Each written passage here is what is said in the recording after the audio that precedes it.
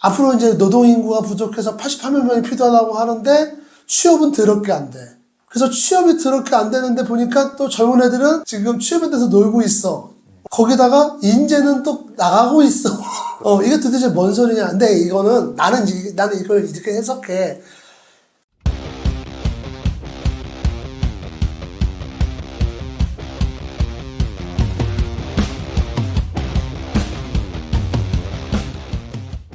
선생님. 너 맨날 나 여기 앉혀놓고 맨날 이상한 거 물어보는데 말이야. 좀 내가 대답할 수 있는 걸 좀 물어봐라. 근데 대답할 수 있는 건 제가 관심이 별로 없어서 그리고 시청자도 별로 관심이 없더라고요, 그런 거는. 아 그래? 그럼 어떤 거에 관심 있는 거야? 그냥 뭐 부정적인 기사? 그럼 이번에 부정적인 또 뉴스? 부정적이라기보다는 여러 가지 섞여서 네. 취업이라든가 이런 내용인데요. 이제 그 뉴스 보다 보니까 그 우리나라가 4년 뒤서부터 4년 뒤? 예, 아직은 괜찮은 것 같은 4년 뒤서부터 이제 일할 사람들이 부족해지는 게 본격적으로 시작이 된대요. 근로자들이 부족하다? 예, 분야가 여러 가지가 있는데 이제 정확히 얘기하면 경제 성장률을 1.9% 정도를 유지하기 위해서 2033년까지 82만 명이 보충이 돼야 된다고 합니다. 82만 명? 예. 별거 아니죠, 82만 명. 82만 명? 야, 참. 100만은 안 됐어요. 그 정도는. 그래서 이 내용이 보면 이제 여러 가지 분야의 사람들이 있는데 제가 왜 이걸 보고 놀랐냐면 공학 전문가가 가장 부족한 직군 중에 하나래요. 우리가 기계공학이 또 이제 그쪽이니까.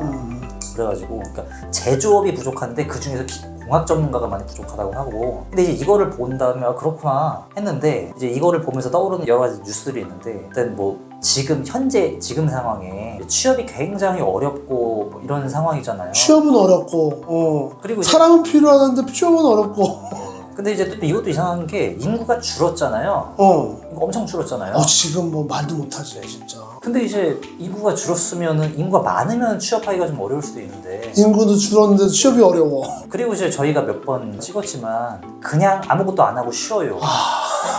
근데 그게 연결이 안 되거든요. 근데 말이 안 되잖아요, 그게. 그리고 이제 또 인재 유출도 저희가 얘기도 많이 했고. 그러니까 지금 이거 영상 보고 계시는 분들이 지금 자네 설명을 듣고 있으면 다 뭔 소린가 싶을 수도 있겠다. 근데 이건 주작이 아니라 이미 저희가 다뤘던 적도 많고. 그렇지, 그리고 그렇지. 다 아실 거예요, 이 내용. 야, 그럼 일단은 내가 좀 간단히 정리를 하면은 지금 나오는 뉴스들 보면은 앞으로 이제 노동인구가 부족해서 88만 명이 필요하다고 하는데 취업은 더럽게 안 돼. 그래서 취업이 더럽게 안 되는데 보니까 또 젊은 애들은 뭐 아까 20만 명? 놀고 있어. 몇 명? 30만 명, 50만 30만 명. 지금 취업에 대해서 놀고 있어. 거기다가 인재는 또 나가고 있어. 이게 도대체 뭔 소리냐. 근데 이거는 나는 이걸 이렇게 해석해. 그 발표나 지표가 잘못됐다고는 생각을 안 해. 이게 뭐 조작해가지고, 야, 이게 도대체, 그러니까 뭐 연결이 안 되잖아. 마치 이제 딱 이런 거지. 지금 불경기입니다. 자영업자들 뭐 폐업이 뭐 사상 최대입니다. 막 이러고 있는데 명절 때 되면 인천공항 막 터져 나가. 네, 그렇죠. 국내 여행 안 가고 다 해외여행 가고. 그러니까 뭐 따뜻한 아이스 아메리카노 이런. 그리고 막 요새 뭐 청년들 취업도 안 된다고 그러는데 막 공항에 보면 젊은 애들 막 부지기 쓰고 막. 나는 이걸 이렇게 해석해. 그러니까 이건 내가 이렇게 해석하고 있다는 거야. 이게 맞다가 아니라, 그러니까 이 영상 보시는 분들이 좀 오해 안 했으면 좋겠는데, 그냥 나라는 사람은 이렇게 이해한다, 이렇게 생각했으면 좋겠어. 나는 어떻게 해석하냐면은, 이 똑같은 얘기를 한 사람이 했으면 그 사람 정신병자지. 그게 어떻게 이게 가능하겠어. 말하는 사람이 다 다른 거야. 예를 들어서, 행정가들, 우리나라에 이제 정부 부처에 있는 행정가들, 정치가 아니라 행정가들 얘기하는 거야. 행정하시는 분들은 앞으로 우리나라의 인구가 부족해서 노동인력이 부족합니다. 얘기할 수 있지, 그분들 입장에서는.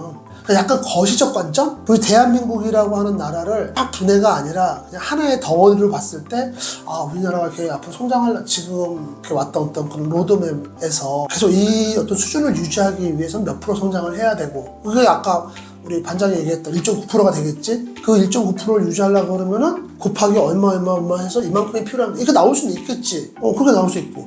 또 우리 고용노동부에 계신 분들, 물론 그분들도 행정가긴 하지만 그분들은 이제 분야가 경제 전반을 보는 게 아니라 노동 환경, 노동의 조건, 근로의 어떤 연속성을 딱 보시는 분들 입장에서는 젊은 친구들이 너무 놀고 있다, 지금. 왜냐면은 이제 이분들한테 중요한 게 지금 20대, 30대 때 그렇게 난 아무것도 안 해 놀아요. 이런 분들은 앞으로도 그 사회생활을 영위하지 못할 가능성이 커. 그렇잖아. 그러니까 이거는 문제입니다. 본인들이 봤을 땐 그게 문제가 될 수도 있고. 또 교육 쪽에 계신 분들, 특히 뭐 우리 교수님들이나 공학 교육을 하시는 분들이나 아니면은 또 현장에서 실무와 이론, 그러니까 교육을 겸하는, 그러니까 나 같은 사람이지 어떻게 보면은 직업훈련교사들 이런 입장에서 봤을 때는 아 공학자가 부족하다 이렇게 할 수 있어. 야 이 와중에 또 똑똑한 애들 또 다 나가. 야 우리나라를 어떻게 하지? 막 이렇게 공부할 수도 있는 거고, 그지? 그러니까 이게 통계가 잘못됐다는 게 아니라 언론이 좀 이렇게 좀 뻥튀기한 MSG를 쳐서 제목을 뽑는 거는 있겠지만 이 자체를 본다 보면 나는 오염되진 않았는데 말하는 사람들이 다 다르니까 그렇다 나 이렇게 생각해. 근데 그 와중에서도 나는 이런 생각이 든다. 정말 공학 전문가가 부족한 건 맞아. 그거는 맞는 것 같아.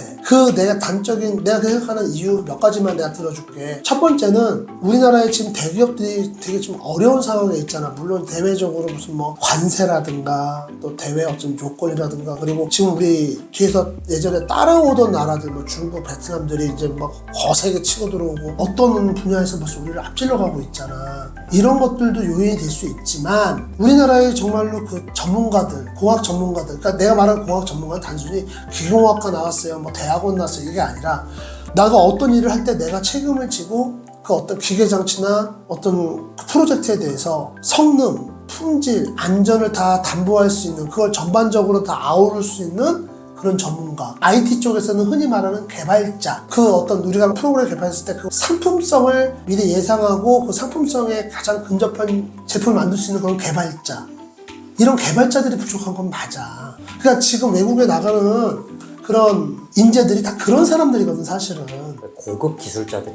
그렇지. 그러니까 예를 들어서 이런 거잖아. 핸드폰에 액정을 필름에서 찍어내는 기계를 만들어. 그러면 그 기계가 하루아침에 딱 나오는 게 아니잖아. 우린 다 해봤잖아.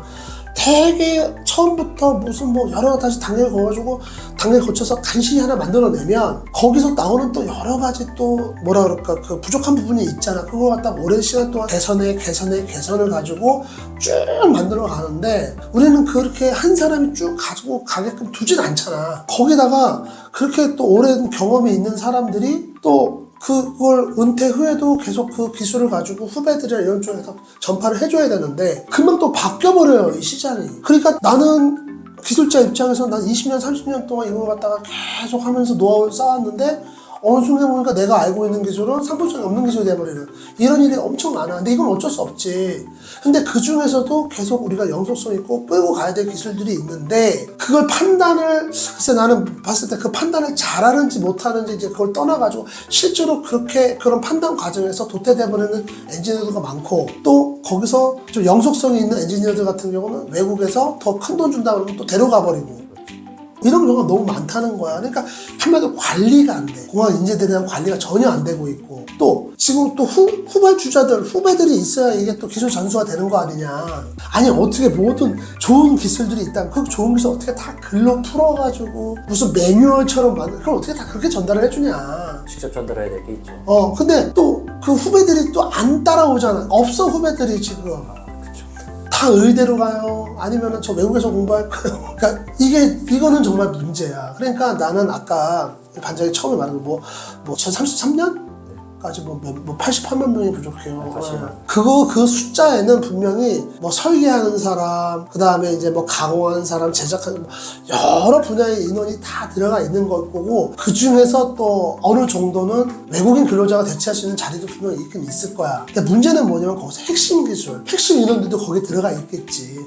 그건 정말 문제라고 나는 봐. 그래서 이런 뉴스나 기사를 우리 사람들이 봤을 때는 이게 무슨 개소리야? 뭐 이러면서 어떤 부분은 좀 네거티브한 부분도 있고 이해가 안 가는 부분도 있고 하지만 이거는 해석의 문제고 바라보는 관점이 다른 사람들이 내는 뉴스이기 때문에 그렇다 일단 그렇게 보고 정말 이 영상을 보고 계시는 좀 결정권이 있으신 분들, 높은 자리에 계신 분들은 정말 육성이라고 하는 분야가 어느 쪽에 지금 집중이 돼야 될지 좀 생각을 해주셨으면 좋겠어. 그냥 다 이렇게 육성하고 다 그냥 지원해주고 이러면 그렇지. 그러니까 내가 진짜 제일 좀 뭐라 그럴까 좀 웃겼다고 해야 되나? 이해가 안 갔을 때가 한참 뉴스나 언론에서 뭐 우리나라 IT 쪽 개발자가 부족하다 뭐 부르는 게 뭘 겁시다 이러니까 무슨 뭐 직업훈련기관에서 있잖아. 막 IT 전문 개발자 과정, 빅데이터 전문가. 빅데이터 전문가 과정 이래가지고 그거 갖다 이렇게 뭐 한다는데 그 말이 안 되는 소리지. 그때 뭐 그런 이제 IT 쪽에 있는 개발자들을 진짜 몸값이 부름값이다 이럴 때인데 그런 개발자를 육성할 수 있는 지도자가 그런 강사 와가지고 한다? 내가 강사 얼마든지 내가 뻔히 하는데 말이 안 되는 얘기야. 그냥 껍데기만 이렇게 씌운 거지.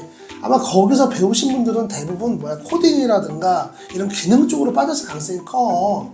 그러니까 물론 개발자도 코딩도 해야 되고 우리 설계도 그렇잖아. 설계 엔지니어가 뭐 캐드 안 하냐? 우리가 직접 필요한 건 우리가 직접 수정도 해야 되고 만들어도 내야 되고 그렇잖아. 우리 머릿속에 있는 거를 갖다가 문서화 시켜야 되기 때문에 만들어 하지만 그 캐드를 한다고 그래서 내가 그건 아니잖아. 내가 캐드를 할 줄 알았으면 내가 그 제품의 아까 말했듯이 성능이나 안전이나 수명을 결정할 수 있는 게 아니잖아. 그걸 하려면 내 경험도 있어야 되고 과거에 정말 실패했던 사례도 나한테 있어야 되는 거고. 그럼 나는 IT 쪽 개발자 나는 뭐 잘은 모르지만 거기도 그럴 것 같아. 개발자가 코딩도 할 줄 알고 뭐 특수한 프로그램도 할 줄 알아야겠지. 하지만 더 중요한 건 뭐야? 경험이라고 생각하거든? 그런 경험이 있고 그 경험을 바탕으로 해서 새로운 걸 만들어 나갈 수 있는 그런 인재가 없는 거는 확실하다는 거지. 그러니까 나는 이걸 봤을 때 정말 우리한테 위기는 그런 유능한 인재가 없다는 거. 그리고 그런 인재들이 있어도 해외로 자꾸 나간다는 거. 다른 나라 가서 다른 회사 가서 일을 하고 있다는 거. 그게 더 나는 위기라고 생각해.